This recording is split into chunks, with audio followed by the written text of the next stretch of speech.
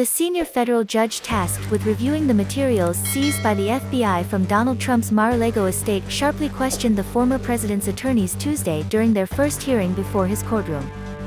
Judge Raymond Dearie pushed Trump's lawyers repeatedly for refusing to back up the former president's claim that he declassified the highly sensitive national security-related records discovered in his residence. "You can't have your cake and eat it," said Dearie, the special master picked by U.S. District Court Judge Aileen Cannon to vet Trump's effort to reclaim the materials taken by federal investigators.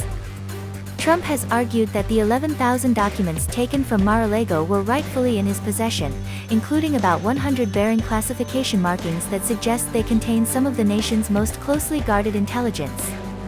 But Dearie bristled at the effort by Trump's lawyers to resist his request for proof that Trump actually attempted to declassify any of the 100 documents that the Justice Department recovered from his estate.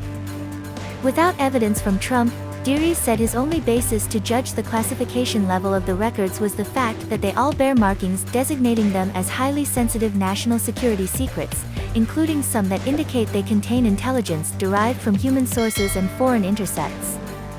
The early tension between Dearie and Trump's legal team was an ominous sign for the former president, who demanded the special master review the documents taken from Mar-a-Lago and who proposed Dearie, a 1986 appointee of Ronald Reagan, to perform the task.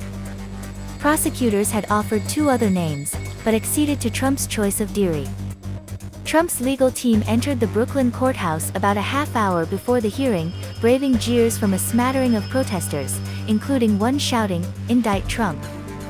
A more subdued atmosphere prevailed inside Dearie's courtroom. Members of the press were seated in the jury box, prompting one of Trump's attorneys to joke before the session got underway that the former president's team had not agreed to this set of jurors. Dearie, 78, engaged succinctly with the parties during the 40-minute session. He noted that the current litigation filed by Trump is civil in nature, since no criminal charges have been filed, so the burden of proof is on Trump to back up any assertion of privilege or other protected interest in the documents. Trump's lawyers asked Dearie to set in motion the process of getting security clearances so they can review the allegedly classified documents. But prosecutor Julie Edelstein told the judge that some of the records involved are so sensitive that members of the government's investigative team still haven't been approved to the documents. Whether any of the records seized from Trump's home are classified may ultimately be a side issue. The Justice Department has emphasized that the three potential crimes it is investigating don't hinge on whether the material held at Mar-a-Lago was classified. Still, Dearie's comments on classification of the records were particularly notable in light of a separate court filing by Trump, who is urging a federal appeals court to keep in place Cannon's order blocking the Justice Department from advancing its criminal investigation into the seized records. In that filing, Trump's attorneys argued that it was the Justice Department, not Trump, that bore the burden of showing the documents seized last month were classified.